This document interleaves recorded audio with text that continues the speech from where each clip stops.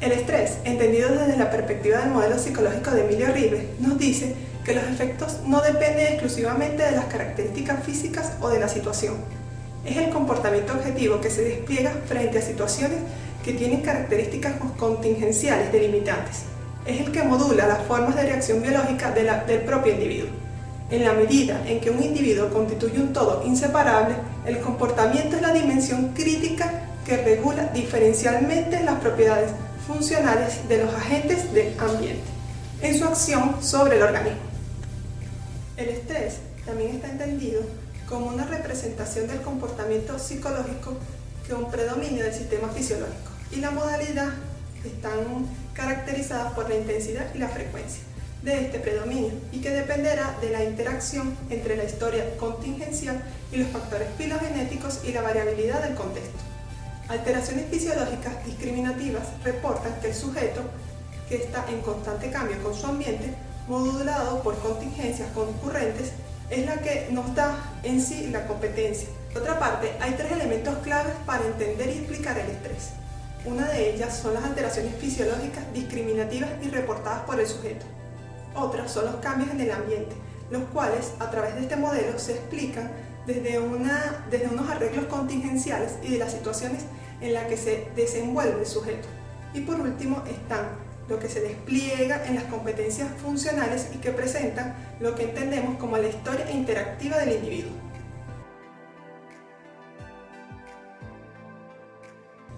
El modelo nos permite conocer o facilitarnos a un abordaje del fenómeno con mejores posibilidades de comprensión.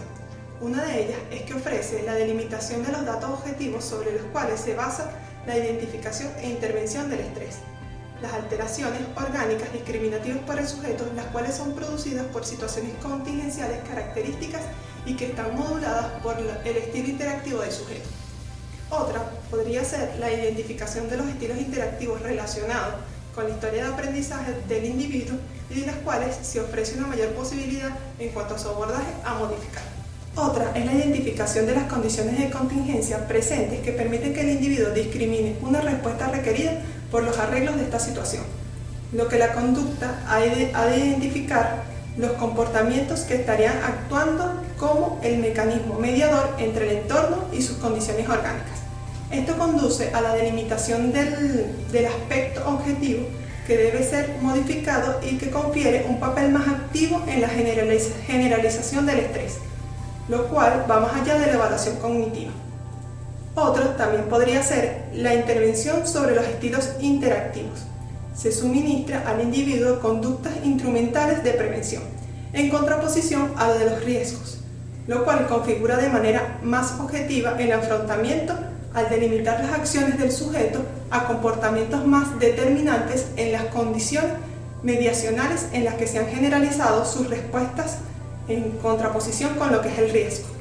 Por último, tenemos todo lo que anteriormente conduce a las consideraciones del estrés ya no está bajo las consideraciones o no está bajo el mando del ambiente, que es una evaluación como amenazante, sino que presenta que el comportamiento como modulador del efecto que es el medio ambiente tiene sobre los cambios producidos en el organismo, pues produzca o garantice un mejor afrontamiento que va dirigido a una modificación de dichos comportamientos.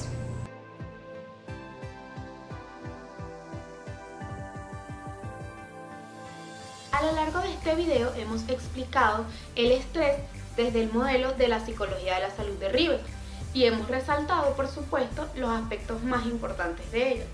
Por ello, ahora agregaremos otro aspecto importante a esta lista y es el de los estilos interactivos.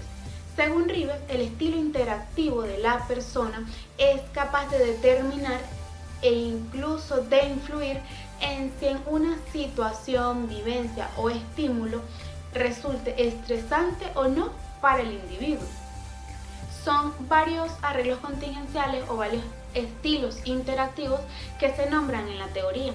Sin embargo, Rives desde su modelo arropa 6 de estos estilos que, más que determinar o de explicar si una situación resulta estresante o no para la persona, definen aquella capacidad que tiene la persona de hacerle frente a la vivencia y que por lo tanto disminuya su capacidad estresora.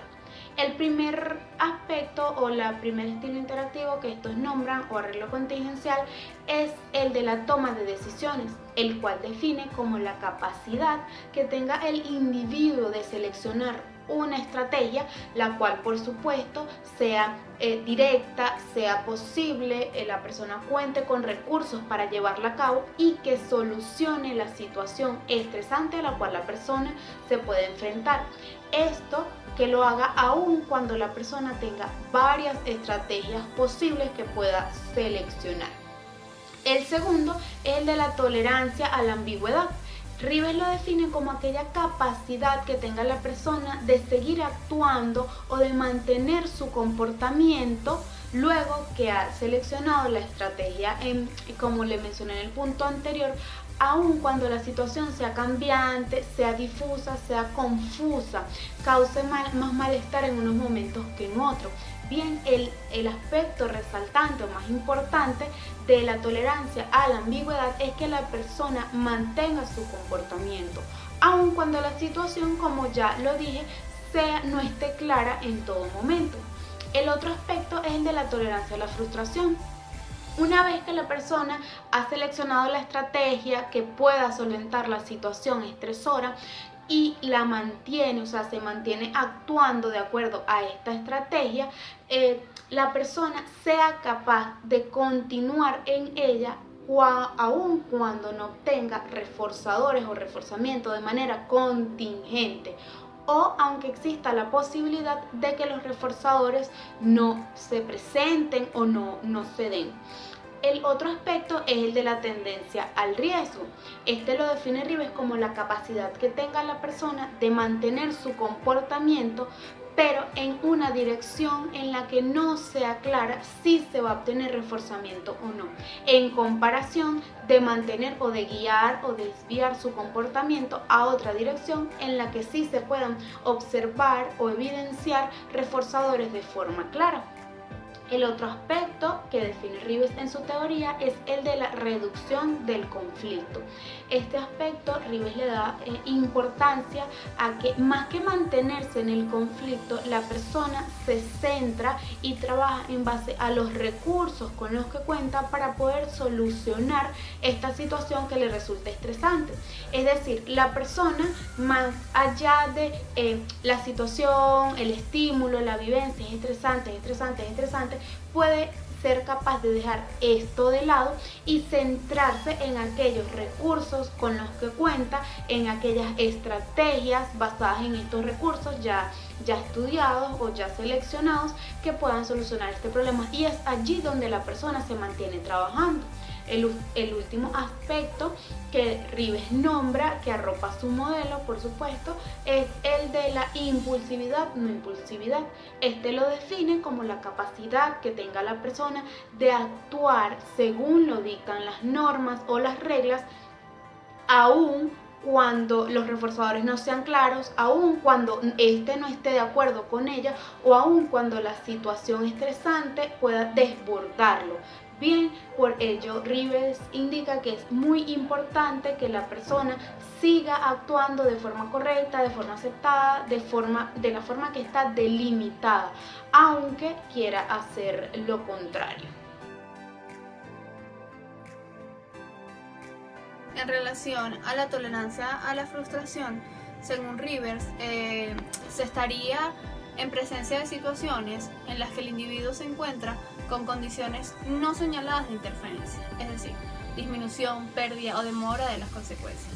Tales situaciones podrían etiquetarse como frustrantes y en ellas las actividades desplegadas por el sujeto obtienen como resultado de sus conductas una consecuencia que es menor de lo esperado, se demora, no se otorga, se retira sin razón, requiere de una ejecución mayor para obtenerla o se le impide desarrollar la conducta. Frente a este tipo de situaciones, las conductas ejecutadas representan respuestas que pueden ser catalogadas como alta tolerancia a la frustración y de baja tolerancia a la frustración. En el primer caso, la persona mantiene su comportamiento ante las condiciones por un periodo prolongado, pese a las consecuencias que se obtienen. Mientras que en el segundo caso, el individuo ejecutará otro tipo de actividades esperando o escapando de la situación que le generó las consecuencias anteriores. Esto permite inferir que las personas del segundo caso podrían generar mayor estrés. En relación a la tendencia al riesgo, la propuesta de Ribes parece indicar que el individuo se encuentra frente a dos situaciones de las cuales debe elegir. Una de estas alternativas presenta contingencias señaladas con probabilidades aparentes o reales de consecuencias con mayor valor, o posee pérdidas contingenciales asociadas, que serían las de riesgo.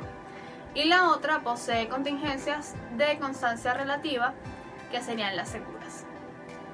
Las circunstancias en las que se producen estos arreglos contingenciales probables son llamadas situaciones de riesgo, y las respuestas dadas a este tipo de situaciones son denominadas tendencia al riesgo.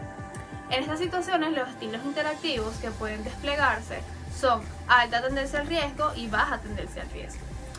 En ellas puede ocurrir que una persona se enfrente en condiciones en las que cree que le ofrecen estabilidad en cuanto a la probabilidad y la cantidad de consecuencias en su acto. Y al mismo tiempo hay condiciones que se reconocen como variables o impredecibles, pero que aparentan mayores consecuencias. Sí, se decide por estas últimas cuando le parecen ventajosas en cuanto a probabilidad, cantidad o magnitud, probabilidad o magnitud, aún sabiendo que las probabilidades de pérdida de tiempo inmediato o mediato. En términos de estrés, una persona con una alta tendencia al riesgo optará por seguir el segundo tipo de alternativas, lo que podría generarle estrés a causa de la impredictibilidad de las contingencias, mientras que el sujeto que presente una baja tendencia al riesgo escogería una opción más segura y probablemente libre de estrés. En cuanto a la impulsibilidad y la no impulsibilidad, el estilo interactivo pareciera estar asociado a situaciones en las que no solo están presentes los requerimientos relacionados con respuesta esperada y con las consecuencias previstas, sino que existen reacciones del individuo que no son consistentes con las indicaciones que definen la respuesta. Estas reacciones se consideran operaciones o factores disposicionales del individuo y que están presentes en cualquier tipo de situación en las que éste se maneje, es decir, formando parte de sus estilos estables de actuación. Si las conductas del individuo en una situación particular están reguladas básicamente por estas operaciones disposicionales, se estará en presencia de respuestas impulsivas, las cuales definen el estilo interactivo impulsivo.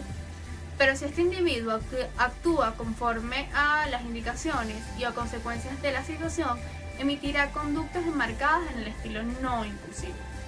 En términos de estrés, pareciera que presenta mayores niveles la persona del estilo no impulsivo, puesto que sus respuestas implican una mayor exposición a los requerimientos situacionales exigentes y a las consecuencias aversivas derivadas de la represión de los estados disposicionales que le permitan drenar las respuestas emocionales o fisiológicas presentes. Mientras que el impulsivo, a pesar de tener que trabajar ciertos déficits tales como asertividad en habilidades sociales, estaría menos sometido a las características de la situación, es decir, a menos situaciones de estrés.